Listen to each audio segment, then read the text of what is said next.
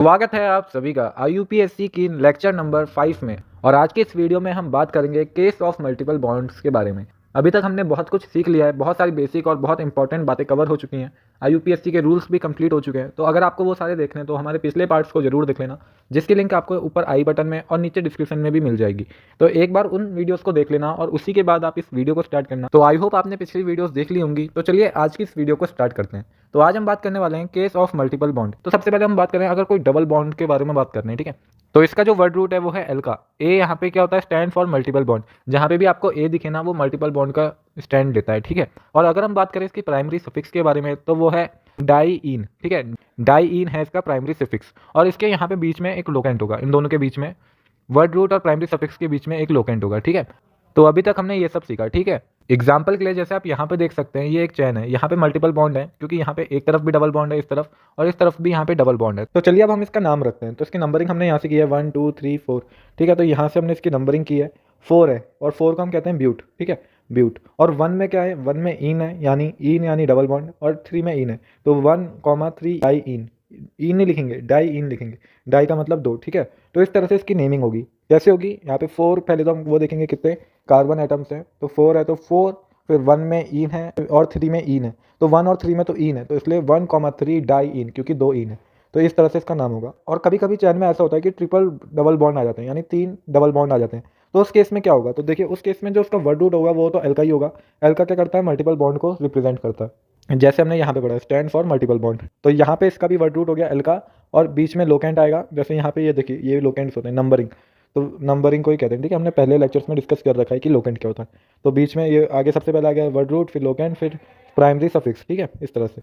तो यहाँ पे भी पहले वर्ड रूट आएगा एल का, ए यानी मल्टीपल बॉन्ड, फिर लोकेंट आएगा, फिर ट्राई इन आएगा, क्योंकि यहाँ पे 3 है। ट्राई मतलब 3 होता है, आप सभी को पता होगा, ट्राई मतलब 3। तो यहाँ पे ट्राई इन, और इन मतलब डबल बॉन्ड। तो सिंपल है। जैसे इसका एग्जाम्पल मैं आपको दिखा दूँ, यहाँ पे आप इसका एग्जाम्पल देख सकते हैं। ये एक चैन बनी हुई है, जिसके यहाँ पे एक डबल बॉन्ड है, यहाँ पे एक डबल बॉन्ड है, और एक यहाँ पे है, ठीक है। ये वाला नहीं है, इसमें मैंने फिर गलत कर दिया, ठीक है।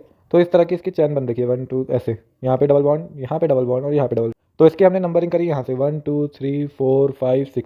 तो इसके अंदर क्या है, 6 तो कार्बन आइटम्स हैं, तो 6 यानी हेक्सा। और फिर हम लिखेंगे लोकेंट। तो लोकेंट यहाँ पे पहले में डबल बॉन्ड है, तीसरे में डबल बॉन्ड है, फिफ्थ में डबल बॉन्ड है, ठीक है। तो पहले hexa 1,3,5, try in, try in, ठीक है। पहले जैसे सेम है, यहाँ पे डाई इन हुआ, कहाँ पे गया, तो यहाँ पे डाई इन हुआ, ठीक है। तो यहाँ पे 2 थे, तो यहाँ पे डाई इन हो गया, और यहाँ पे 3 डबल बॉन्ड है, तो यहाँ पे ट्राई इन होगा। तो चलिए अब मैं आपको एक इंपॉर्टेंट एग्जांपल इसके बारे में डिस्कस कर लेता हूँ, ये बहुत इंपॉर्टेंट है। देखिए, अगर आपके पास ऐसी कोई चैन आ गई, तो यहाँ पे आप कौन सी चैन पहले तो सिलेक्ट करेंगे। या तो आप ये वाली चैन सिलेक्ट कर सकते हैं, या तो आप ये वाली चैन को सिलेक्ट कर सकते हैं, ये वाली, ठीक है, ऐसे। तो इन दोनों में से आप कौन सी चैन सिलेक्ट करेंगे। तो हमेशा ध्यान रखना कि ऐसे में आपको कौन सी चैन सिलेक्ट करनी है। आपको वो चैन सिलेक्ट करनी है जिसके अंदर सारे के सारे डबल बॉन्ड प्रेजेंट हो। तो इस वाली चैन में तो सारे डबल बॉन्ड प्रेजेंट थे, इसलिए हमने इसको प्राइमरी चैन लिया। हमने ऊपर वाली इस वाली चैन को प्राइमरी चैन नहीं लिया, क्योंकि यहाँ पे डबल बॉन्ड छूट रहे थे। तो डबल बॉन्ड जहाँ छूटेंगे हम तो उसको नहीं लेंगे, सिंपल सी बात थी। तो IUPAC नेम क्या हो गया, 3 प्रोपाइल पेंट ए यानी मल्टीपल बॉन्ड 1,3 डाई इन, ठीक है। तो ईजी था। चलिए आगे बात करते हैं IUPAC नेमिंग ऑफ एल्काइल। तो अब हम आ चुके हैं एल्काइल। हमने एल्केन एल्कीन के IUPAC नेमिंग करना सीख लिया है। अब हम सीखेंगे IUPAC नेमिंग ऑफ एल्काइल। तो इसका वर्ड रूट के बारे में बात करेंगे। तो वर्ड रूट एल्क होता है, एल्क, और लोकेंट इसके बीच में आता है, और फिर जो इसका प्राइमरी सफिक्स है वो आइन है, YNE, ठीक है। तो यहाँ पे इसके बारे में क्या लिखा है, remaining all rules are same as alkenes. तो जो ऊपर हमने एल्कीन्स एल्केन्स में पढ़े, उनके जो रूल्स थे वो काफ़ी ज़्यादा इंपॉर्टेंट है। और अगर आपको नहीं पता वो रूल्स क्या क्या हैं, तो आप हमारी पिछली वीडियो देख लेना। और अगर आप चैनल में पहली बार आए हैं तो प्लीज़ चैनल को सब्सक्राइब कर देना, इससे हमारी काफ़ी ज़्यादा हेल्प होती है, ठीक है। तो हम आगे बात कर लेते हैं। अब हम बात कर रहे थे IUPAC naming of alkyl. Alkyl का वर्ड रूट है एल्क, लोकेंट बीच में, प्राइमरी सफिक्स आइन है, ठीक है। और इसके अंदर सारे रूल सेम है एल्कीन्स के जैसे, एल्कीन यानी डबल बॉन्ड। तो यहाँ पे एक एग्जांपल दे रखा है ऐसे। तो यहाँ पे हो गया ट्रिपल बॉन्ड, यहाँ पे 3 बॉन्ड दिख रहे हैं ना। तो इस तरफ हो गया ये ट्रिपल बॉन्ड। तो ट्रिपल बॉन्ड है, यहाँ पे नंबरिंग कर दी 1 2 और 3। तो सबसे पहले हम इसका नाम कैसे रखते हैं, पहले नंबर ऑफ कार्बन देखेंगे। तो प्रॉप है, और 1 पोजीशन में आइन, आइन यानी ट्रिपल बॉन्ड, ठीक है। यहाँ पे हमने देखा प्राइमरी सफिक्स है यहाँ पे आइन, तो प्रॉप 1 आइन, और इसे प्रोपाइन भी लिख सकते हैं। 1 को क्या कर सकते हैं, 1 की इज्जत नहीं है, 1 लिखो ना लिखो बात सही है, अंडरस्टूड होता है। 1 हुकुम का इक्का है भाई, इसे लिखना ना लिखना तुम्हारी मर्जी, ये जो प्रेजेंट रह गई, ठीक है। और यहाँ पे एक और एग्जांपल दे रखा है। इस वाले एग्जांपल को एक बार आप खुद से ट्राई कर लेना, एक बार स्क्रीनशॉट लीजिए और ट्राई कीजिए इस एग्जांपल को। तो चलिए आपने कर लिया होगा। चलिए अब हम आगे बात कर लेते हैं।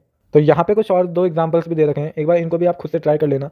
चलिए अब हम बात करते हैं डबल बॉन्ड और ट्रिपल बॉन्ड। अभी तक हमने ये देखा कि डबल बॉन्ड आ गया एक तरफ, तो डबल बॉन्ड वाला एक कंपाउंड हमने देखा, और हमने दूसरा कंपाउंड ऐसा देखा जिसमें बस ट्रिपल बॉन्ड थे, ठीक है।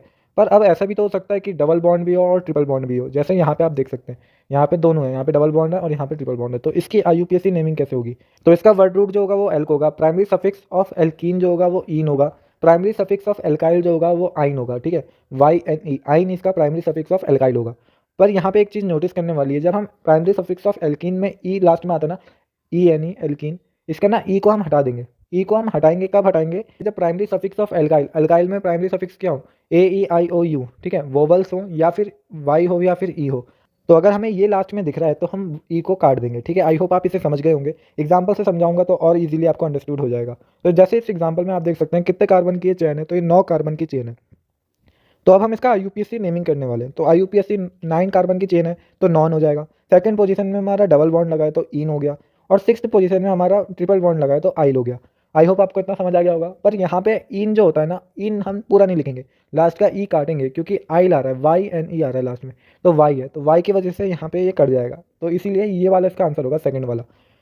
तो इस तरह से हमें इसकी नेमिंग करनी है। यहाँ पे एक और एग्जांपल आपको देखने के लिए मिल रहा है, लास्ट में आइल आएगा, ई को हमें काटना पड़ेगा, ऐसे हमें लिखेंगे, ठीक है। आई होप आपको अभी तक ये सारा टॉपिक समझ आ गया होगा। मैं ये इंपॉर्टेंट वाला डिस्कस कर लेता हूँ। तो यहाँ पे ट्रिपल बॉन्ड है एक तरफ, और कोने में ही क्या चले गया, डबल बॉन्ड। तो इस केस के अंदर हमें क्या देखने के लिए मिल रहा है? यहाँ पे हमें ये देखने के लिए मिल रहा है कि हम जो भी IUPAC नेमिंग करते हैं तो उसमें हम क्या करते हैं, नंबरिंग किस हिसाब से होती है, लोएस्ट लोकेंट रूल के हिसाब से होती है। पर यहाँ पे तो फिर से लोएस्ट लोकेंट रूल जो है फेल हो गया। क्यों हो गया ये फेल? क्योंकि यहाँ पे अगर हम इस तरह से नंबरिंग कर रहे थे, इस तरह से अगर हम नंबरिंग कर रहे थे तो 1 2 3 4 5 5 6, तो इस तरह से इसकी नंबरिंग हो रही थी। तो यहाँ पे क्या कौन कौन से में बॉन्ड आ रहे थे? तो एक तो 1 पे आ रहा था डबल बॉन्ड, और फिफ्थ पोजीशन में आ रहा था ट्रिपल बॉन्ड, ठीक है। तो ये वाला सीन यहाँ पे हो रहा था। नंबरिंग हमने इधर से करी, 1 2 3 4 5 5 6, तो हमने इधर से नंबरिंग करी, तब भी यही हो रहा था कि 1 में ट्रिपल बॉन्ड और यहाँ पे क्या आया, फिफ्थ पोजीशन में आया डबल बॉन्ड। तो यहाँ पे ये हो रहा था, तो लोएस्ट लोकेंट रूल फेल हो गया। तो फिर हम इस केस में क्या करेंगे? तो हम इस केस में प्रायोरिटी देंगे डबल बॉन्ड को। जिस तरह से डबल बॉन्ड होगा, ट्रिपल बॉन्ड को नहीं देंगे प्रायोरिटी, डबल बॉन्ड को देंगे। तो जहाँ से डबल बॉन्ड होगा वहाँ से नंबरिंग करेंगे। तो इस कंपाउंड का नाम क्या बन जाएगा? हेक्स 1 आइन 5 आइल। तो ये इसका नाम बन जाएगा। आई होप आपको ये समझ आ गया होगा, सिंपल था।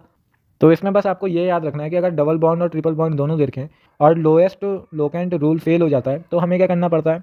डबल बॉन्ड को प्रायोरिटी देनी पड़ती है, जहाँ डबल बॉन्ड होता है वहाँ से नंबरिंग करनी पड़ती है। तो ये वाला आपके लिए होमवर्क है। और यहाँ पे आगे हमारा एक और इंपॉर्टेंट वाला एग्जांपल, इसको भी डिस्कस कर लेते हैं। तो यहाँ पे आप देख सकते हैं बहुत अलग साइड डायग्राम ये बन रखा है। तो यहाँ पे एक इस तरह से बॉन्ड बन रखे हैं, यहाँ पे डबल बॉन्ड है, यहाँ पे डबल बॉन्ड है और यहाँ पे डबल बॉन्ड है। तो इसका नाम किस तरह से होगा, ठीक है। तो आपको इसका नाम कैसे करना है इसके बारे में डिस्कस करते हैं।